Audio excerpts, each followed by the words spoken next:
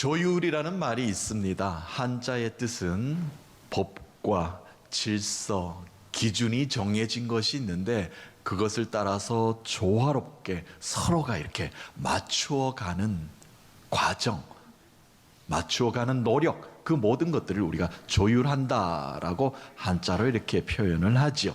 특히 음악적인 용어에서 조율이라는 단어를 많이 사용을 합니다. 튜닝을 한다, 튠을 맞춘다, 음을 재조정한다 라고 표현을 하지 않습니까? 왜냐하면 다양한 악기들이 같이 하모니를 이루어야 되기 때문에 어떤 기준점이 있어야 됩니다. 기준음이 있어야 됩니다. 통일된 음을, 표준음을 다 함께 맞추어 나아갈 때 아름다운 하모니로, 악기의 소리는 다 다릅니다. 그렇죠? 그런데 기준에 맞추어, 질서에 맞추어 정해진 악보에 따라서 함께 연주할 때 아름다운 소리를 함께 연주할 수 있는 것 아니겠습니까?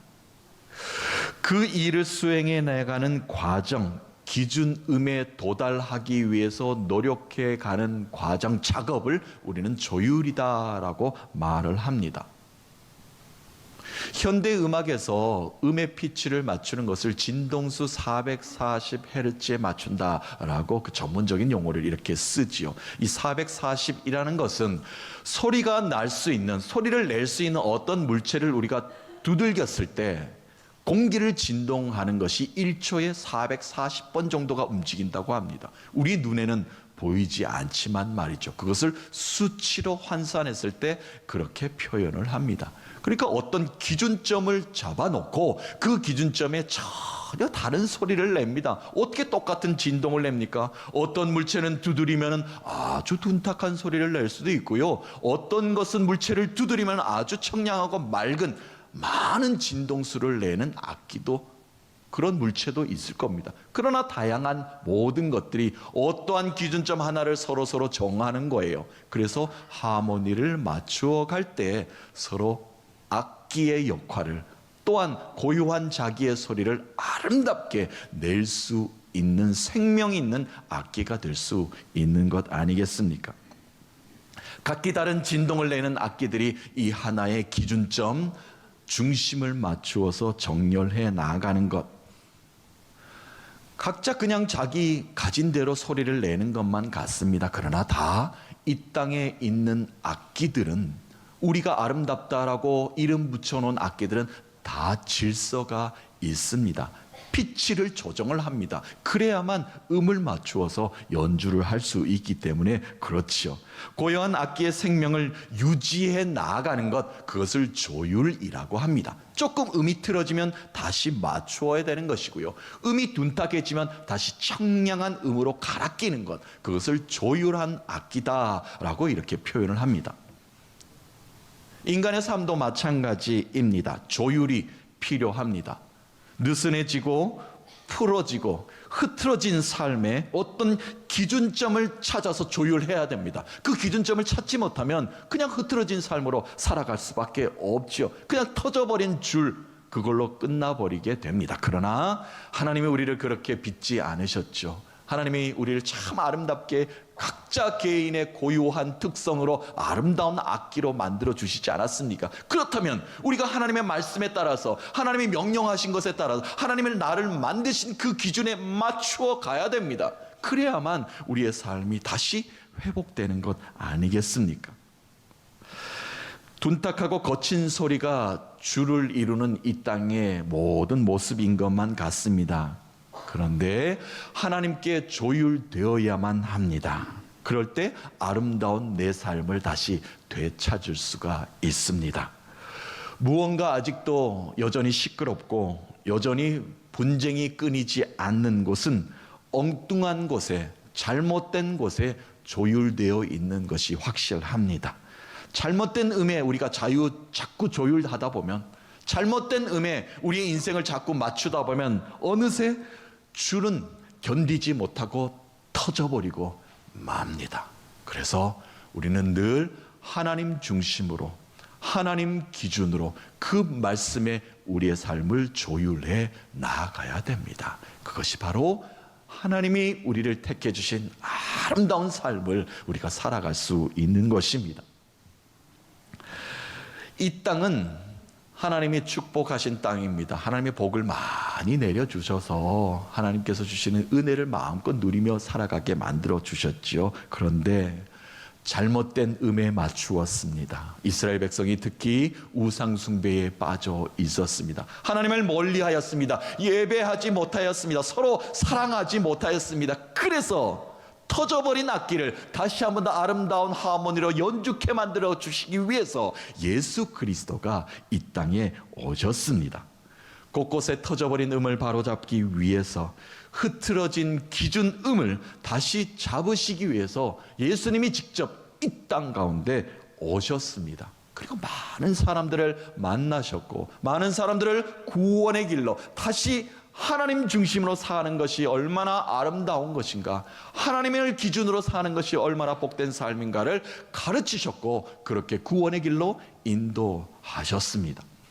오늘 우리가 읽었던 본문의 말씀에도 그 과정 중에 계신 예수 그리스도가 이 땅을 조율해 가시는 과정의 말씀이십니다.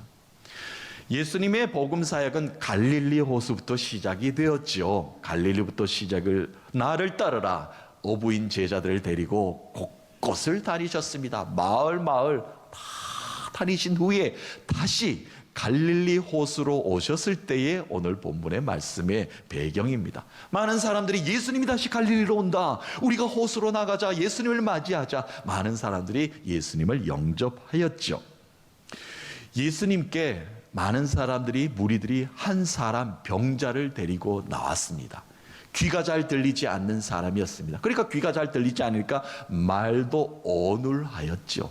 이 자를 고쳐주소서 예수님께 데리고 나왔습니다. 예수시여, 우리가 얼마나 주님을 기다리신 줄 압니까? 이 병자를 주님께서 고쳐주기를 원합니다. 주님께서 안수만 하시면, 주님께서 이 병자를 만지시기만 한다면 나을 줄로 우리가 믿나이다 라고 그 믿음을 고백하였습니다. 예수님께서 이 많은 사람들이 한 병자를 이끌고 와서 중보하며 낫기를 원하는 그 믿음을 높이 주님은 인정하셨습니다. 그리고 이 병자를 주께서 직접 조율하시며 고쳐 나아가시는 장면이 오늘 나옵니다. 먼저 예수님께서 이 병자의 귀에다가 손을 대십니다. 들리지 않으니까 말이죠. 고쳐 가시는 것이죠. 그리고 혀에다가 손을 대십니다. 그리고 나서 하늘을 우러러 축사하십니다. 에바다라고 소리를 지르십니다. 그 순간 갈릴리 호수에 많은 무리들 가운데 이 병자 한 사람에게 큰 놀라운 능력의 기적이 일어납니다. 오늘 그 말씀만 오늘 붙잡았으면 합니다. 35절 말씀 한번 보겠습니다. 그의 귀가 열리고 혀가 맺힌 것이 곧 풀려 말이 분명하여졌더라. 아멘. 귀가 열리고 혀가 풀리고 말이 분명하여졌다는 겁니다. 오늘 이 말씀을 여러분과 좀 한번 붙잡아 보도록 하겠습니다.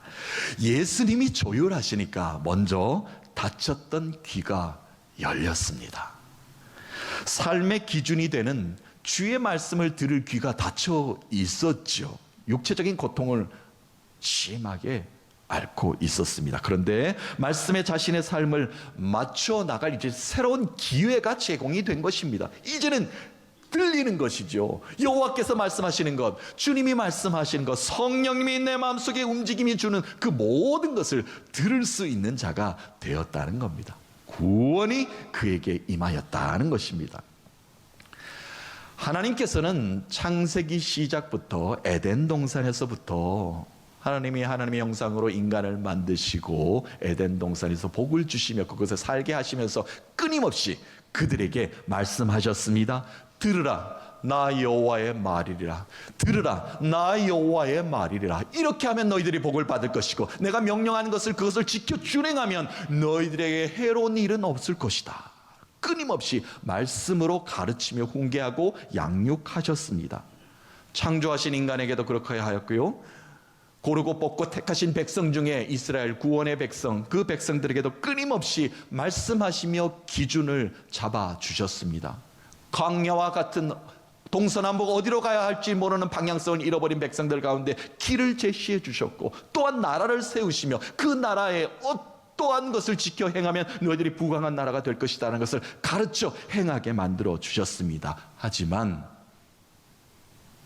우둔하고 미련하고 자만에 빠진 백성들은 그들의 귀를 닫아 버렸습니다. 끊임없이 하나님께서 말씀하셨지만 그 말씀을 받지 않았다는 겁니다. 그럼에도 하나님께서는 포기하지 않으셨습니다. 끊임없는 사랑으로 그들을 말씀으로 조율해 나아가셨죠. 돌아오라, 돌이키라, 회복하라, 나의 복을 다시 붙잡으라. 북이스라엘이 특별히 우상에 많이 빠져 있었죠. 부패하고 타락으로 멸망할 수밖에 없었습니다. 아수르라는 채찍을 들어서 하나님의 멸망이 지금 눈앞에 다가왔죠. 이에 하나님은 남유다의 한 선지자를 부릅니다. 북이스라엘의 일을 남유다의 한 선지자 아모스란 사람을 부르셔요. 이 아모스는 평범한 목자입니다. 그리고 뽕나무를 재배하던 그냥 농부에 불과해요. 그런데 어느 날 귀에 들리는 겁니다. 너는 가서 북이스라엘의 멸망을 선포해라. 하나님께 돌이키라고 하라. 회개하라고 선포하라. 제가 그것을 무엇을 할 수 있습니까? 저는 아무것도 할 수 없습니다. 저는 정의감에 불타는 마음도 없고요. 그리고 능력이 저에게 있는 것도 아닙니다. 그러나 저에게 그렇게 말씀하셨으니 제가 순종하는 마음으로 북이스라엘에 가서 그것을 선포하겠나이다. 아모스는 가서 북이스라엘에게 회개하라. 하나님이 말씀하셨습니다. 회개하십시오. 돌이키십시오. 하나님이 오늘도 내게 말씀하셨습니다. 그것을 내가 전하러 왔습니다. 라고 이렇게 증거하였습니다.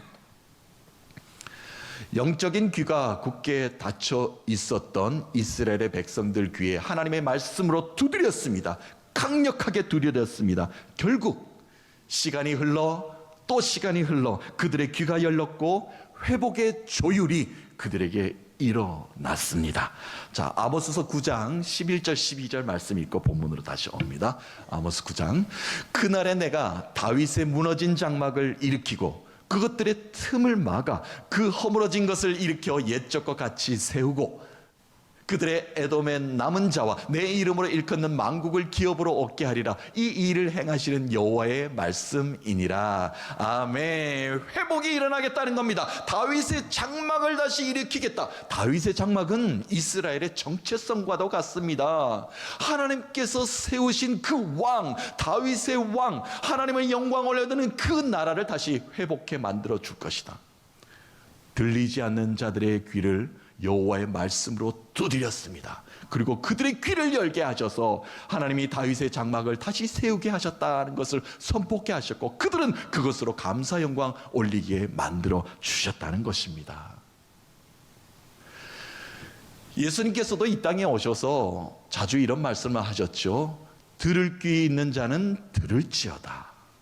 왜냐하면 예수님께서 비유로 말씀하시는데 그 마음밭에 이미 들을 귀가 있는 자들은 그 마음밭에 결실로 남을 것이고 그렇지 않은 자는 그 씨앗이 아무짝에도 필요 없을 것이다. 복음의 메시지를 던지나 그것을 받는 자에게 필요한 것이다. 너희 들을 귀 있는 자들아 귀를 열고 들을지어다 라고 예수님께서도 그렇게 말씀하시지 않았습니까? 예수님이 이 땅 가운데 아무리 그렇게 외쳤어도 초반에는 어땠습니까? 고향에서까지 예수님을 배척했습니다. 그리고 많은 사람들은 예수님의 말을 귀담아 듣지도 않았습니다. 바리새인, 사두개인, 종교 지도자들은 예수님이 전하는 말씀을 복음을 전하지 못하도록 그의 길을 가로막아 섰습니다. 예수님께서 탄식의 말씀을 선포하셨죠. 너희들은 어찌 피리를 불어도 기쁨의 춤을 추지 않는가? 너희들은 어찌 슬피 울어도 가슴을 치며 회개하지 않는가? 언제까지 귀를 닫고만 살 것인가?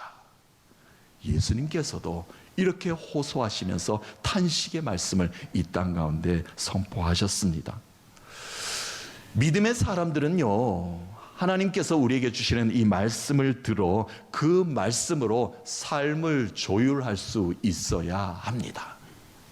하나님이 기준이 되어야 된다는 말씀이 되겠죠. 예수님이 왜 들을 귀를 열어주시겠습니까? 왜 이 병자의 귀, 닫혀진 귀를 왜 여셨겠습니까? 하늘의 복을 다시 그에게 전해주시기 위함입니다.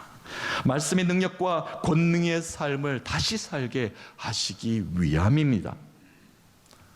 오늘도 내 삶에 오셔서 나의 못난 귀에 손을 대시며 잠자는 영적 귀를 깨우십니다. 들을 수 있는 귀야 열릴지어다.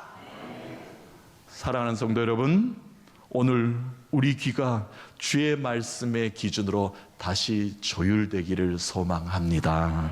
주의 말씀이 내 발의 등입니다. 주의 말씀이 내 길의 빛이 되십니다. 그 말씀의 힘과 능력으로 한 주간 살아가시는, 새 힘 얻으시는 여러분 되시길 주님의 이름으로 축복합니다. 자, 또한 예수님이 조율하시니 굳었던 혀가 풀렸습니다. 엉뚱하고 이상한 말만 내뱉었던 자입니다. 뻣뻣하고 둔하던 혀가 정상적으로 돌아왔습니다. 말이 분명해졌다는 겁니다. 내가 하는 말이 분명하고 듣는 사람도 그 의사를 그대로 받아들일 수 있는 그런 혀로 만들어 주셨다는 이야기죠. 구약 성경에 하나님이 많은 선지자들을 부르실 때 먼저 하나님 중심으로 하나님께서 조율하시고 훈련시키시고 양육시키시고 하나님께서 많은 것들을 가르치신 후에 사용하셨습니다. 왜냐하면 아직도 준비되어 있지 않는 자들을 하나님의 능력을 선포케 만드셨으니까 하나님이 얼마나 말씀으로 훈련시키셨겠습니까? 그 중에 혀를 먼저 조율하고 파송시킨 선교사가 있습니다. 혀를 먼저 조율한 선교사, 선지자, 애굽의 출애굽의 지도자로 부르신 모세입니다. 애굽으로 가서 전해야 될 말들이 많죠. 특별히 애굽의 바로 왕에게 가서 전해야 됩니다. 왕에게 가서 나의 백성들을 내가 구출하러 왔나이다. 나의 백성들을 내가 구원하러 왔나이다. 하나님이 그렇게 하셨습니다. 내가 전하러 왔습니다. 왕에게 가서 이 말을 한다는 것이 쉽습니까? 죽음이나 마찬가지 아닙니까? 근데 그것을 전해야 되니까 얼마나 하나님께서 그 혀를 훈련시키셨겠습니까? 하나님은 끊임없이 모세에게 말씀하셨습니다. 내 백성을 내가 구원하겠노니 내 백성들에게 가서 네가 이 말을 전해야 될 것이다. 말씀하시면서 너의 지팡이를 던져보라. 그 뱀을 다시 잡아보라. 능력을 먼저 눈으로 보여주신 후에 계속해서 말씀하셨습니다. 너가 가서 전해야 될 들은 이러한 말들의 구원의 능력을 전해야 될 것이다. 모세는 깜짝 놀랐을 겁니다. 제가 40년 동안 애굽을 떠나 있었는데 거기 가서 그것을 내가 어떻게 증거합니까? 나는 그것을 못할 것만 같습니다. 핑계에 핑계를 계속해서 하나님께 대기 시작합니다. 어떻게든 자신에게 맡겨진 일을 회피해 보려고 여호와 하나님께 말을 이렇게 하죠. 하나님, 나는 본래 말을 잘 못하는 자입니다. 입이 뻣뻣하고 혀가 둔하여서 여호와의 말씀을 바로 왕에게 또한 백성들에게 전하는 자로 저는 합당치가 못합니다 라고 핑계를 변명을 댔습니다. 그랬더니 하나님께서 모세에게 말씀하셨습니다. 내가 너의 입과 혀가 되리라. 자, 이 말씀 한번 다시 읽어볼까요? 출애굽기 4장 10절부터 12절까지 이 말씀 있죠. 모세가 여호와께 아뢰되 주여, 나는 본래 말을 잘하지 못하는 자니이다. 주께서 주의 종에게 명령하신 후에도 역시 그러하니다. 나는 입이 뻣뻣하고 혀가 둔한 자니이다. 여호와가 그에게 이르시되 누가 사람의 입을 지었느냐? 누가 말 못하는 자나 못 듣는 자나 눈 밝은 자나 맹인이 되게 하였느냐? 나 여호와가 아니냐? 이제 가라. 내가 너의 입과 함께 있어 할 말을 가르치리라. 아멘. 믿는 사람들은요, 구원받은 자들은요, 이미 혀의 말이 조율되어 있는 자들입니다. 그러니까 저와 여러분들은 이미 하나님께서 아름답게 우리의 혀를, 우리의 입을 조율해 주신 사람들이라는 겁니다. 말씀에 기초한 사랑의 언어를 가진 사람들이고요, 또한 누군가를 아끼며 섬기며 위로하는 단어의 선택을 할 줄 아는 사람들입니다. 또한 예수님이 나를 사랑하신 것과 같이 누군가를 희생의 헌신으로 사랑할 수 있는 입술의 고백을 매일매일 하는 사람들입니다. 주님께서는 그런 말을 우리가 잊어버리지 않도록 매일 사용할 수 있도록 예수 사랑을 증거하라고 말의 재능과 말의 능력을 세상 그 어떤 사람들보다 뛰어난 재능을 우리에게 주셨습니다. 그래서 우리의 입에서 나와야 할 말들은 무엇입니까? 더 이상 세상의 분열과 분쟁과 다툼의 말이 아닙니다. 우리의 입술에 나와야 될 고백들은 사랑합니다, 존경합니다, 함께함이 기쁨입니다, 오늘도 감사합니다.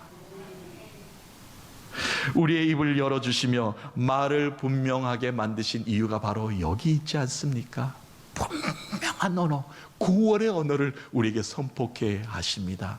그런 사랑의 언어로 모든 사람들을 사랑으로 품으신 여러분 되시길 주님의 이름으로 축복합니다. 사랑하는 성도 여러분, 오늘도 우리의 입을 열어 사랑을 고백하게 하십니다. 인생은 참 짧다고 하지요. 사랑하며 살아도 모자란 인생이란 말이 있습니다. 짧은 인생 가운데 그러나 우리에게 사랑의 혀에 기름을 부어주시지 않았습니까? 예수 사랑을 증거케 하심에 감사하십시다. 기쁨의 사랑을 나누며 오늘도 주께 써주시는 그 놀라운 능력과 은혜를 마음껏 풍성하게 나누시는 복된 날 되시기를 주님의 이름으로 축복합니다. 마지막입니다. 예수님이 조율하시면 우리 모두는 에바다의 신앙으로 살아갈 수가 있습니다. 예수님이 듣지 못하고 어눌한 혀를 가진 자를 붙잡고 하늘을 우러러 이제 축복하셨습니다. 그 순간 모든 것이 열리는 축복이 이 한 사람에게 임하였습니다. 34절 말씀입니다. 에바다의 말씀이 여기 담겨져 있죠. 하늘을 우러러 탄식하시며 그에게 이르시되 에바다 하시니 이는 열리라는 뜻이니라. 아멘. 예수님께서 이 병자의 귀에 손을 대고 또한 손을 혀를 만지시면서 하늘에게 축사하시면서 에바다라고 소리를 지르니까 거기 모인 모든 사람들이 아람어 아닙니까? 갈릴리 지역에서 통용되는 말 아닙니까? 이 에바다라는 뜻은 내 인생의 모든 것이 다 열린다는 겁니다. 그것도 하늘로부터 내려오는 그 아름다운 축복이 내 삶 가운데 모든 것을 관통하여 열리는 그 축복의 단어입니다. 많은 사람들이 깜짝 놀랐을 것 아닙니까? 하늘의 복이 우리에게 다시 열리는구나. 그 은혜가 이 한 사람에게 임하니 얼마나 놀라운 능력의 순간이었겠습니까? 주님의 손으로 조율하시니 다쳤던 이 한 사람 문이 활짝 열리는 축복을 얻게 되었습니다. 예수님이 붙잡으시니, 예수님이 잡고 안수하시니 다쳤던 것이 새롭게 열리는 복이 그에게 임하였습니다. 이 시간 우리 모두에게 주님이 내 인생을 다시 조율하여 주시기를 소망합니다. 에바다의 은총이 닫혀있는 모든 것에 능력으로 새롭게 열리기를 주님의 이름으로 축복합니다. 사랑하는 성도 여러분, 오늘도 주님은 주의 말씀으로 나를 빚으시고 새롭게 조율하시며 새롭게 일으켜 세워주십니다. 그 은혜와 축복의 사랑을 간직하시면서 한 주간 아름답게 조율된 악기의 멋진 연주를 세상 가운데 선포하시면서 살아계신 예수 그리스도의 능력을 마음껏 세상 가운데 널리 전하는 여러분 되시기를 살아계신 예수 그리스도의 이름으로 축복합니다.